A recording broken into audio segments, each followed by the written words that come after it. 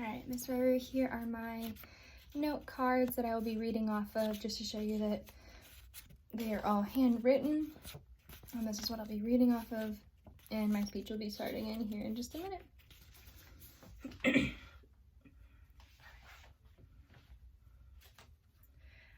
Who can tell when the weather is changing by a little ache in your knee? If you're anything like me, you can definitely tell when there's rain coming in, when the temperature's going from cold to hot or hot to cold, your knee just starts to ache a little bit. And it's because if you're like me, you've torn a muscle in your knee, specifically being your ACL, and you've had surgery on it. Not quite sure why. I think it has something to do with the barometric pressure, but it's just something that people with knee surgeries experience.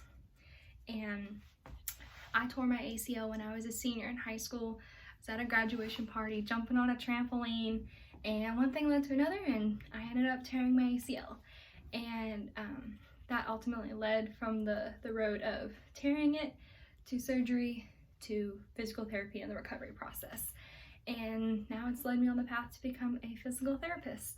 And so today I hope you take away from my speech what an ACL is, what the injuries are, and what the recovery process looks like.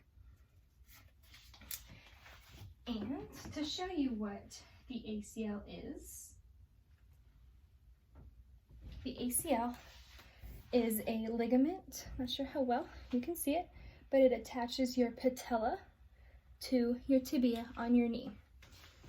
And according to the MayoClinic.org, an ACL injury is a tear or sprain of the anterior cruciate ligament, one of the major ligaments in your knee.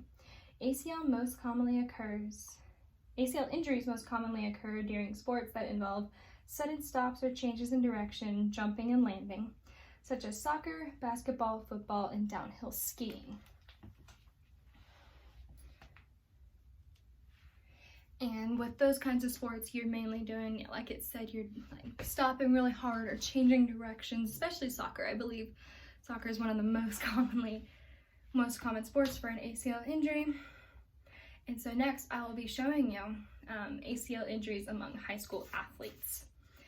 And so according to healthychildren.org, female athletes between 15 and 20 years old account for the largest number of ACL injuries. At the high school level, girls soccer has the most ACL injuries, followed by boys football, girls basketball, girls gymnastics, and boy and girl lacrosse. And then from the same article, healthandchildren.org, and while any child can tear their ACL, those with prior ACL injuries have a 25 to 35% increased risk of having a second ACL tear. And with that being said, it just shows how important you have to put in the work for the recovery process. Once you get there after surgery and everything, it's very important to make sure you put a good amount of work into strengthening your new ACL. And on that topic, let's go ahead and talk about surgery. And I have a video to show you kind of an up close and personal surgery. This video is of a patient who has sustained a complete tear to her ACL. She's a young athletic female who, what we're looking at now through the arthroscope is the remaining portion of her ACL. You can see there's a large fragment. This is commonly seen with torn ACLs that is incarcerated on the tibial side of the knee joint. Now, the first step in ACL reconstruction is to clear the loose debris from the previously torn ACL. We resect or clean the portion of the old ACL off both the tibia and femur bone. Now in this next sequence, what we're watching is you're going to see a series of guide wires and drills that are forming a tunnel in both the tibia bone as well as the femur bone. In ACL reconstruction, we aren't able to repair the ACL end to end. We actually have to drill tunnels in both the tibia bone as well as the femur bone to secure the new graft. Now here we are drilling a femur bone. Now the placement. And so he had said that they have to, drill those holes so they can attach the graft. So they're either going to attach a graft or a cadaver. And according to WebMD.com, an estimated 100,000 ACL reconstructions are performed each year in the US. About 20% of the ACL reconstructions use cadaver donor tissue, according to research. And a cadaver can come from either a human organ donor or an animal. And it's if they're unable to use like a graft from your knee. For my knee, they used my patellar tendon. I guess it's just something that they were able to use. They don't fully know until they're like in surgery if they can use a graft or not. It kind of just depends on, I guess, how tall you are, and just different things like that that determine it. And finally, we'll be talking about the recovery process. Now, I have my actual knee brace. It is ginormous. I think there it goes, it fits. And so this will go from the top of your thigh to the bottom of your ankle. And it's got like these little like locks. I think right now it's unlocked, so it can kind of move.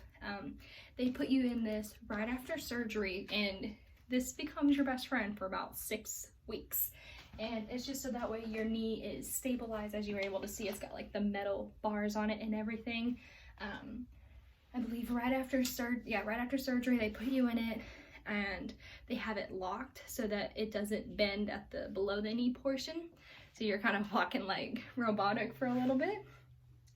And it's just that way you have an extra support on your knee and your whole leg while you are either on crutches or just in the recovery process. You can take it off when you're doing physical therapy. They actually get you in PT pretty quickly. I had my surgery like on a Friday, and the following Monday I was already in physical therapy because they don't want you to lose as much muscle mass, get muscle atrophy and stuff like that, and just, you know, you want to start strengthening that new ACL right away. It's a little painful at first, but the more work that you put in and the harder you work at it, you're going to recover, probably have a full recovery.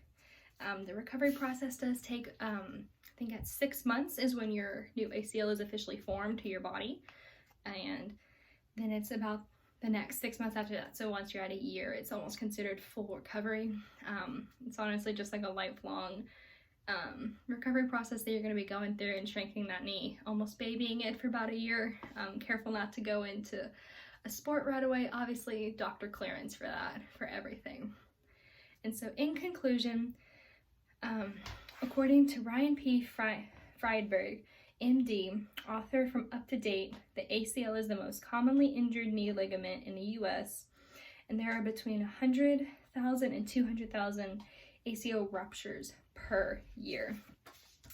Whether you're jumping on a trampoline like I was or playing an intensive sport, you want to be careful out there and watch your knee. Otherwise, you'll be like me and be able to tell when the weather is changing.